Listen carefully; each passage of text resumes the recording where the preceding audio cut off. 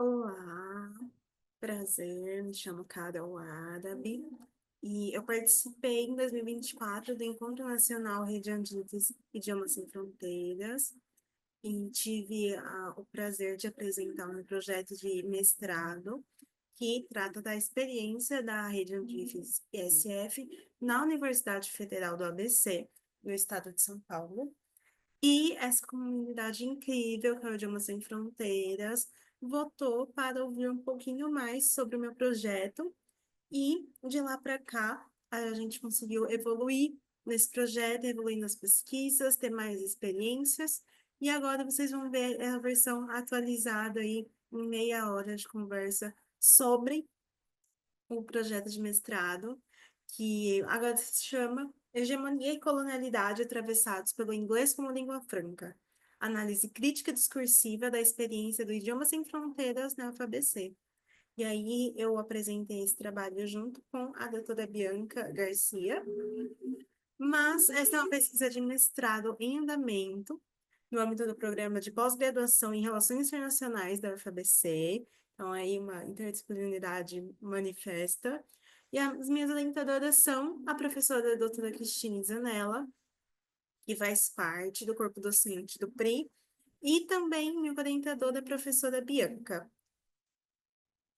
E aí eu começo com uma sentença, né, com uma citação que mexe comigo e que faz eu começar esse trabalho pensando em colonialidade, pensando aí no tema que foi o nosso encontro, justiça social, pensando no que a gente faz quando a gente ensina idiomas, principalmente o inglês, que é o nosso foco aqui.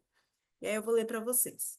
Quando completei 10 anos, comecei a adestrar bois. Foi assim que aprendi que adestrar e colonizar são a mesma coisa.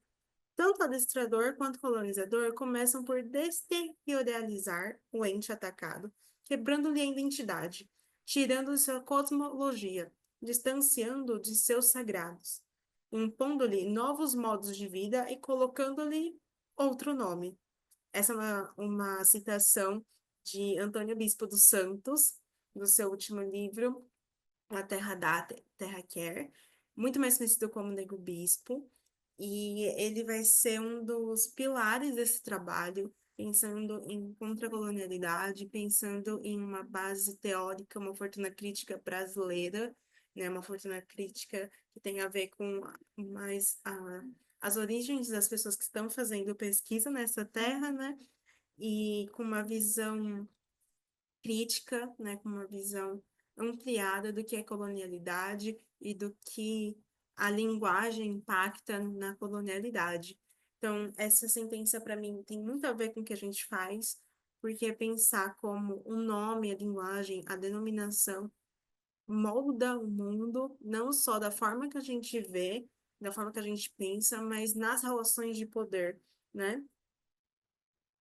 E aí, isso traz diversas perguntas, e a gente sabe que a pesquisa acontece com perguntas, né? Então, durante as aulas, na sala de aula, mas também nos processos formativos, de formação docente, de professores de língua, eu me pergunto, né? Por que inglês? Por que aprender inglês? Por que ensinar inglês? E que inglês é esse? O que se trata quando nós falamos de inglês?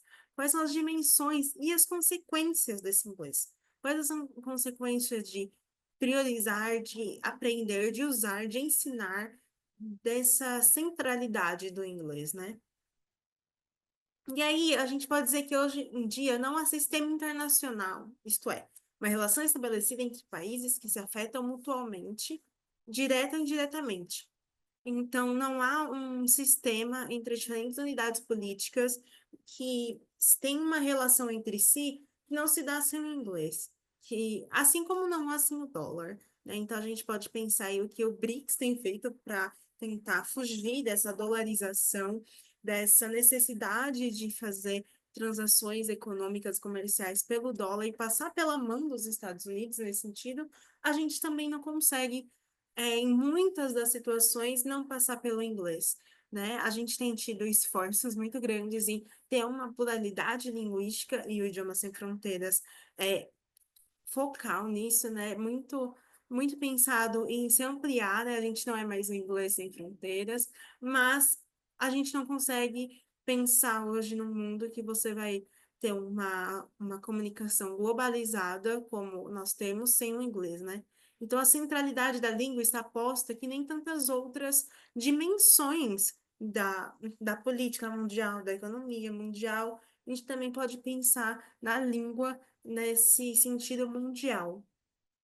Hum. E aí, como que a gente investiga as relações de poder que perpassam por ela, pela língua, né? Como que a gente investiga as relações de poder nessa política mundial, nessa economia mundial, nessas dimensões globalizadas que a gente tem hoje em dia, internacionais, pela língua, né? E como que a gente investiga relações de poder relevantes ao nosso contexto brasileiro a partir do inglês? Então, a gente pode pensar como o inglês afeta as relações de petróleo no mundo, ou como afeta a guerra da Ucrânia. A gente pode pensar como que a língua afeta questões de política mundial. Mas como que a gente traz isso para o nosso contexto? Lembrando, né? Como que a gente traz isso para uma coisa que vai ser relevante na nossa situação de ensino, nossa situação de aprendizagem, na nossa situação de cidadão brasileiro, né? E aí, é por isso que essa pesquisa enquadra-se para além de estudos da linguagem. Então, além de pensar inglês como língua franca, além de pensar em discurso, como a gente vai ver, e vai pensar também na área de relações internacionais, que é aí, né, o programa que eu estou inserido. E não é uma RI, né? A gente chama Relações Internacionais de RI, então vou usar essa abreviação. Não é uma RI mainstream, é uma RI pós-colonial e contra-colonial. Então, é uma RI que vai ser um pouco diferente daquela visão estereotipada que a gente tem de guerra, sabe? Relações internacionais, guerra entre países, o que está acontecendo entre esses países, né? Aquela seção de política internacional do jornal. Não, é uma RI que vai se preocupar também com as identidades, com as pessoas. Então, quando a gente para e lembra que, no meio de todas essas questões políticas, né, de todas essas questões que estão ali naquela página de política internacional do jornal, tem pessoas passando por aquilo, né? Tem discursos e identidades e relações intrínsecas da sociedade que criam aquelas situações que são mais do que simplesmente guerras, né?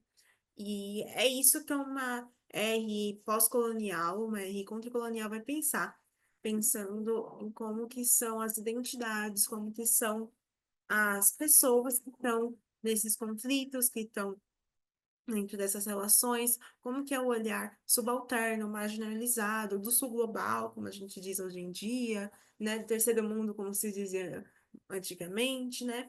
Então, é nesse foco que a gente vai nesse trabalho. E aí, pegando aqui de duas autoras maravilhosas, né, Chaudhry e Nair, em uma RI pós-colonial ou contra-colonial, lembrando que o pós-colonial é um campo aí amplo com muitos pesquisadores, e o contra-colonial vai ser essa vertente aí, que eu diria um pouco mais brasileira, mas pensada no caminho que o Nego Bispo apresenta nos livros dele. O sistema internacional, nessa RI, é caracterizado por relações de hegemonia, então pensando em hegemonia como uma coerção, uma dominação de um povo sobre o outro, também tem uma cisão. Então, eu deixo você fazer isso, mas eu continuo dominando daquele lado, né? Então, um conceito de hegemonia de Gramsci, né? Gramsci. E que é uma relação hegemônica a partir do imperialismo e da colonização. Então, a gente vai pensar no imperialismo europeu e dos movimentos de colonização, neocolonialismo, né? E depois de colonialidade, como a gente vai ver no próximo slide, que vão dar forma a esse sistema internacional. E aí, as marcas da colonização não sumiram com a descolonização. Então, no momento que os países se tornam independentes, né, que a gente tem todos os processos de descolonização na América, na Ásia, na África, a gente ainda tem marcas muito profundas nas formações desses países, que vão impactar até hoje, que é o que a gente vai chamar de colonialidade. As relações de poder e dominação se dão na intersecção de raça, gênero e classe, não dá para deixar isso de fora. Foi uma coisa que a gente discutiu muito nesse encontro, né? Então, isso está sempre, né, na ordem do dia.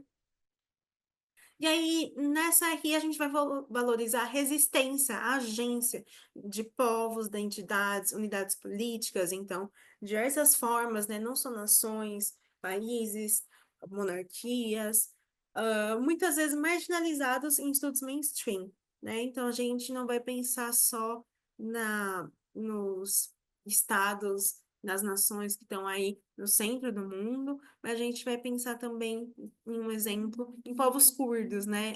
Uma das maiores nações sem um território específico, né? Então, não é um país como a gente conhece, mas é um movimento, é um povo que tem que ter a sua agência, sua resistência respeitada e valorizada e estudada. A gente pode pensar em povos indígenas no Brasil também, né? Em povos quilombolas, povos tradicionais. Então, é nesse sentido que a gente vai pensar relações internacionais. Então, povos quilombolas também têm uma relação com outros povos que habitam o Brasil, né? Nesse sentido. E aí, ao lado de MRI pós e contra-colonial, o outro lado dessa pesquisa, que seria a análise crítica do discurso, a ACD.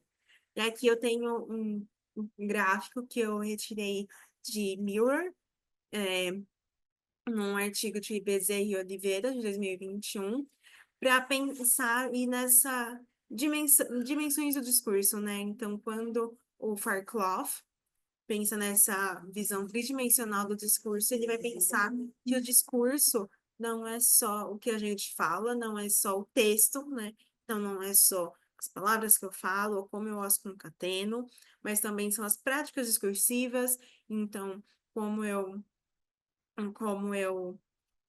me relaciono com outros textos, como eu produzo, como eu distribuo esse texto, como esse texto sai daqui, dessa ideia que eu tenho, e vai para o mundo, e como ele se relaciona com práticas sociais, com a sociedade, com as relações que nós temos entre a gente, com as relações ideológicas, hegemônicas, de dominação, etc, etc. Também vai ser dos guias desse trabalho. Então, a gente pode dizer que essa pesquisa está no centro aí desse diagrama de Venn. Então, aqui, entre R pós-colonial, linguística aplicada e análise crítica do discurso. E nesse centro, a gente tem um objeto de estudo que são as os estudantes dos cursos de inglês oferecidos pela rede SF na FABC em 2025, que vai ser o período que será estudado.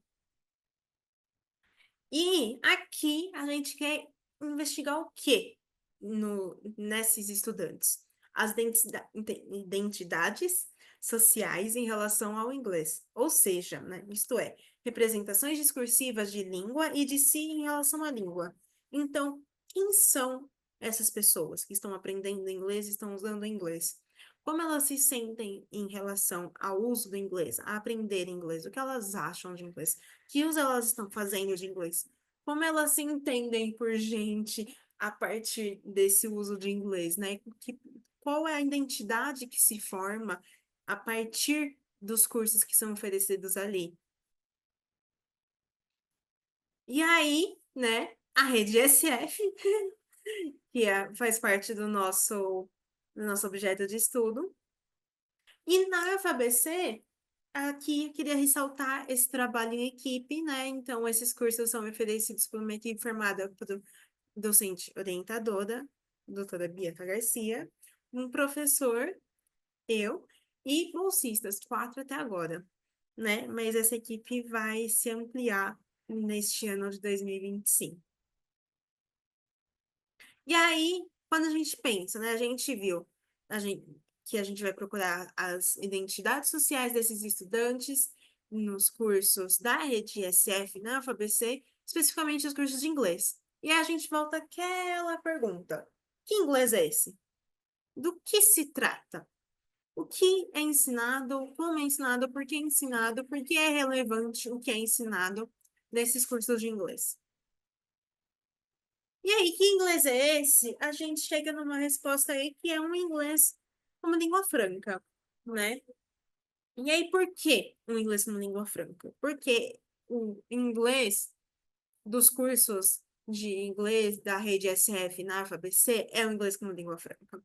Porque o conceito do inglês como língua franca, que é um dos inúmeros termos, então, pode ser inglês global, inglês mundial, internacional, é um inglês que é falado por pessoas não nativas, então, usuários que não têm aquele inglês como língua materna, como primeira língua e que aprenderam como uma língua estrangeira, sim, mas é que a gente não se preocupa como a pessoa aprendeu. Se foi um ensino formal, ensino informal, o importante é que ele é utilizado para garantir uma comunicação que vai além da língua materna, né? A preocupação é com a comunicação entre usuários em diferentes primeiras línguas. Então, é sempre um exemplo que eu amo dar de um estudante que eu tive que tinha muita vergonha de falar inglês no começo do curso. E no meio do curso, ele estava conversando sobre a área dele, que é física, com uma indiana que veio palestrar na universidade em inglês. E a ideia é essa, da gente conseguir garantir essa comunicação e estudar, investigar como se dá essa comunicação. E aí, o inglês sem fronteiras, não. O idioma como língua franca, ILF, ele é considerado uma função da língua, né? Uma função que suscita o entendimento de uma língua inglesa despatriada. Eu não estou falando do inglês na Inglaterra, ou inglês dos Estados Unidos, eu estou falando do inglês além das fronteiras, realmente. O inglês internacional, o inglês mestiço, multicultural, o inglês que vai ter tanto a cultura da física indiana quanto do meu estudante físico brasileiro que estavam conversando entre eles, né? E aí, essa, esse conceito eu retiro aí de um artigo maravilhoso de Jordão, de 2014, que elenca aí as diferenças entre tantos termos sobre inglês que nós temos. E aí, o que é considerado erro num contexto de ensino de língua estrangeira é uma estratégia comunicativa, por exemplo, o code switching, né? Essa mudança de registro, ou então diferentes variedades do inglês. O que o usuário consegue fazer para garantir essa comunicação é uma estratégia no inglês como língua franca. Não é simplesmente um erro, uma interferência da língua materna. É uma inteligência linguística dele mesmo. E aí, essa visão um ótimo exemplo do code switching, né? O code switching, como uma estratégia comunicativa, aparece nas emendas dos cursos do catálogo do ISF. Então, quem aí dá aula pela rede ISF de inglês pode ter visto aí em cursos como comunicação intercultural, variedades do inglês, que a gente vai ver falando sobre isso, né? E é uma visão que é aplicada durante as aulas, não só porque aparece nas ementas, mas porque segue o olhar da formação docente realizada naquela equipe que contei para vocês. Então, as nossas formações, nossos encontros formativos vão ao encontro dessa visão de um inglês pela comunicação, inglês intercultural, um inglês como língua franca. E isso se reflete nas aulas. E aí tem uma citação de Jordão, né, adaptado por mim, que ela diz que, em suma, posicionar o inglês como língua franca constitui-se em uma tentativa de retirá-lo da normatividade centralizadora, retirá-lo dessa matriz colonial, né, inglesa do Império Britânico, do Império dos Estados Unidos atualmente, né, retirá-lo desse centro dependente das regras estabelecidas pelos falantes nativos, e entregá-lo para aqueles que usam e remodelam, que vivem este inglês, né? E aí, a partir desse conceito, é possível pensar a prática discursiva, lembrando do modelo tridimensional do discurso de Norman Fairclough, que a gente viu ali na análise crítica do discurso. É possível pensar e repensar essa prática discursiva do inglês como dispositivos para manutenção ou transformação, seja aí das normas da língua, então uma coisa que podia se considerar um erro, agora é uma estratégia, né? O lixo de um é o luxo do outro, mas também das práticas sociais. Então, como é que uma coisa transporta de um erro puramente linguístico e de um erro ali de uma classe, de uma raça, né, de uma identidade social? E aí a gente pode pensar que isso não se dá só aqui, num pequeno cosmos de práticas sociais aqui dentro da nossa sala de aula, mas que como isso tem a ver com essa matriz colonial imperialista, isso se dá também em mudanças, em manutenção ou transformações no sistema internacional colonial que nós temos, né? Então, dada a visão de que o inglês do ISF, o FBC, é o ILF, tais aulas se mostram um campo fértil para pensar essas questões de uma forma linguística, de uma forma discursiva, mas também de uma forma internacionalista, né? E aí, investigando essas identidades, abre possibilidades para investigar atravessamentos internacionais e a agência desse sul global, dessas outras identidades e povos marginalizados, a partir de caminhos que não são só essa resistência física, mas pela língua, pela ciência, pela cultura, pela diplomacia. Hum. E aí, como a gente falou, o inglês tem essa posição hegemônica e a gente pode pensar como um inglês, como língua franca, teria uma posição contra-hegemônica nesse contexto. E aí, eu defendo que o inglês deve ser usado com sagacidade. Uma sagacidade que Nego Bispo traduz como contra-colonialidade. Enfraquecer as palavras deles e fortalecer as nossas. Então, enfraquecer as normas coloniais centralizadoras e fortalecer as nossas estratégias comunicativas, né? Embutir os nossos significados culturais, nossos significados que foram subalternizados, marginalizados nas palavras que nós temos, no inglês que nós aprendemos para comunicar entre nós e também com eles. E a tarefa dessa dissertação é, objetivamente, investigar essa sagacidade, essa identidade, né, dos estudantes, nas representações de língua e de si que eles fazem durante as aulas. Mas também, em certa medida, é deitar sobre a mesa as cartas que compõem essa visão contra-colonial, contra-hegemônica sobre esse sistema internacional, centralizando a língua e as identidades sociais e o discurso nessa visão de sistema internacional. E aí, a partir do exposto, né, a pergunta de pesquisa é: quais as identidades sociais em relação ao inglês dos estudantes da rede ECF na UFABC? E a hipótese que se produz é que, por conta dessa configuração das aulas, os estudantes e as estudantes têm a oportunidade de refletir e refinar suas representações, de construir e reconstruir identidades sociais contra-hegemônicas que podem e serão analisadas na sua produção discursiva. E essa coleta de dados se dará por meio de questionários ao longo dos cursos, que farão parte das atividades pedagógicas planejadas para cada turma. E essas questões vão relacionar os objetivos de pesquisa, que são entender na prática discursiva dos estudantes, no que eles escrevem, no que eles falam, as suas identidades, as suas representações discursivas sobre língua, e relacionar com o currículo do curso. E aí, por se tratar de uma pesquisa com pessoas, com estudantes, vai sair pela aprovação do Comitê de Ética em Pesquisa com Seres Humanos da UFABC.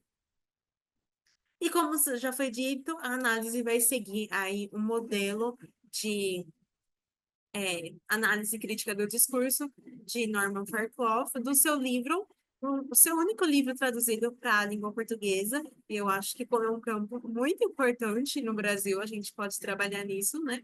No livro Discurso e Mudança Social. E além de já ser utilizado em RI, então já é uma metodologia presente nessa área, ela é fundamentalmente interdisciplinar, porque ela trata de facetas do discurso assim, idealmente interdisciplinares, né? Que vão interessar não só a linguística, a psicologia, a sociologia, mas também a ciência política, a política internacional, as RI. E aí, aqui, as principais referências que foram citadas durante a apresentação.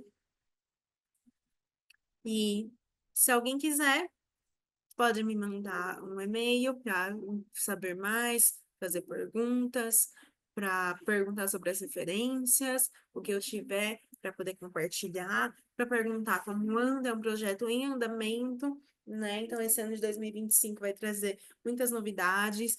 Espero que responder muitas perguntas e trazer muitas outras, né? E convido todos vocês também a acessarem no Instagram o @priofabc, que é a página do Programa de Relações Internacionais da universidade, ao qual faço parte, e pensar aí nessa interdisciplinariedade, pensar em discurso, em colonialidade. Convido todo mundo a conhecer o trabalho de Nego Bispo, a ler seus livros, são disponíveis gratuitamente na internet, realmente gratuitamente na internet, e pensar sobre contracolonialidade, sobre o nosso papel no mundo, sobre o nosso papel discursivo e como o que a gente ensina, o que a gente aprende, faz parte dessa justiça social que foi o nosso tema. Muito obrigado por terem votado para eu falar aqui essa meia hora sobre o meu projeto. Foi uma experiência incrível. Espero que tenham gostado. Estou aberto para perguntas. Espero vê-los novamente agora no nosso próximo encontro nacional. Um beijo e é isso.